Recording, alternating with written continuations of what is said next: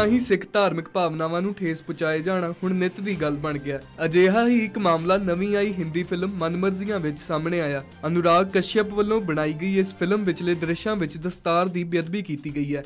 ਇਸ ਫਿਲਮ ਵਿੱਚ ਅਭਿਸ਼ੇਕ ਬੱਚਨ ਨੂੰ ਇੱਕ ਸਿੱਖ ਵਿਖਾ ਕੇ ਦਸਤਾਰ ਦੀ ਬੇਅਦਬੀ ਦੇ ਨਾਲ-ਨਾਲ ਬੀੜੀਆਂ ਪੀਂਦੇ ਵਿਖਾਇਆ ਗਿਆ, ਜੋ ਕਿ ਸਿੱਖਾਂ ਵਿੱਚ ਬੱਜਰ ਕੁਰਹਿਤ ਮੰਨੀ ਜਾਂਦੀ ਹੈ। ਫਿਲਮ ਵਿੱਚ ਤਾਪਸੀ ਪੰਨੂ, ਜੋ ਕਿ ਸਿੱਖਾਂ ਦੀ ਧੀ ਹੈ, ਨੂੰ ਨਸ਼ੇ ਕਰਦੀ ਵਿਖਾ ਕੇ ਸਿੱਖ ਬੀਬੀਆਂ ਦੇ ਕਿਰਦਾਰ ਨੂੰ ਗੰਧਲਾ ਕਰਨ ਦੀ ਕੋਸ਼ਿਸ਼ ਕੀਤੀ ਗਈ ਹੈ। ਇਸ ਫਿਲਮ ਨੂੰ ਲੈ ਕੇ ਸਿੱਖ ਜਥੇਬੰਦੀਆਂ ਵੱਲੋਂ ਵਿਆਪਕ ਰੋਸ ਪ੍ਰਗਟ ਕੀਤਾ ਜਾ ਰਿਹਾ ਹੈ। ਸਿੱਖ ਯੂਥ ਆਫ ਪੰਜਾਬ ਜਥੇਬੰਦੀ ਨੇ ਇਸ ਫਿਲਮ ਨੂੰ ਰੋਕਣ ਪ੍ਰਤੀ ਲਾਮਬੰਦ ਹੋ ਕੇ ਹੁਸ਼ਿਆਰਪੁਰ ਜ਼ਿਲ੍ਹੇ ਦੇ ਸਿਨੇਮਾ ਘਰਾਂ ਵਿੱਚ ਫਿਲਮ ਨੂੰ ਰੋਕਣ ਦੀ ਮੰਗ ਕੀਤੀ, ਜਿਸ ਦੇ ਸਾਰਥਕ ਨਤੀਜਿਆਂ ਵਜੋਂ ਹੁਸ਼ਿਆਰਪੁਰ ਜ਼ਿਲ੍ਹੇ ਵਿੱਚ ਹੁਣ ਇਹ ਫਿਲਮ ਨਹੀਂ ਚੱਲੇਗੀ।